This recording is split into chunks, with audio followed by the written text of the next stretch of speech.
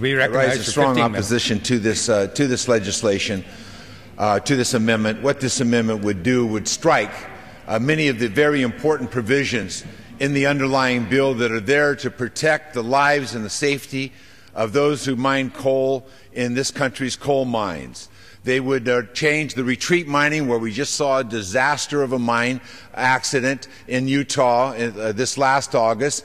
They would provide a provision of study rather than changing the regulations by which that happened. They would provide a study.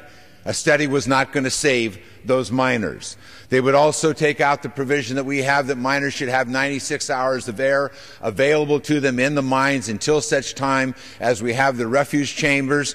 They take that out. Those miners need that air today. The fact that a refuge chamber is on order may not be delivered for 6 months, a year and a half, does nothing for the miner who goes to work today and tomorrow, and that's why we did it. We did it so that we could provide that margin of safety for those individuals. We also look at conveyor belts, a major ignition point of fires in the mine, and if not properly installed, if not properly taken care of, can take the fire and the gases directly to where the miners are working, and so they got that provision. They take that out. We say that MSHA cannot investigate itself.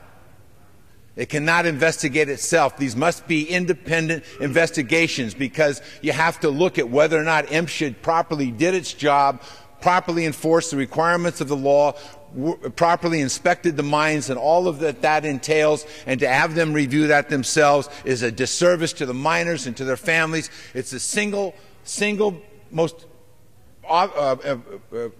provided complaint to this committee by the families, that they just don't understand how the watchdog can investigate themselves when their family members died in these mines. They want somebody else to take a look at it. They want somebody else to inspect, to see whether or not it was done properly or not. And that's out in this provision. And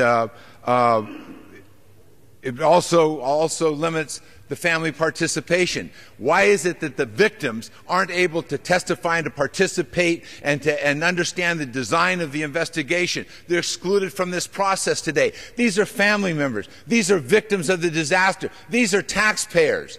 And they're told, just stand on the side, we'll tell you what happened. In many instances, they know more about what happens, because when their spouses come home from work, they talk to them about what's wrong in the mine, what's dangerous, what about their fear of going to work. So we provided an ombudsman so that could happen. Well, they should also be part of that investigation. And we think it's very important that this amendment be defeated, because it wipes out, it guts those provisions of the law that we envision in this legislation that are so important to those miners and to their families. We cannot do what we have done in the past and assume that we can just leave this to this Mine Safety Administration. They essentially did nothing for 8 years, and now tragically, year after year, those mining families are paying the price for that. That must come to an end. That's what this legislation does, and this amendment destroys the ability of this legislation to provide that margin of safety to the miners and to their families, and I urge a no vote on the Wilson amendment.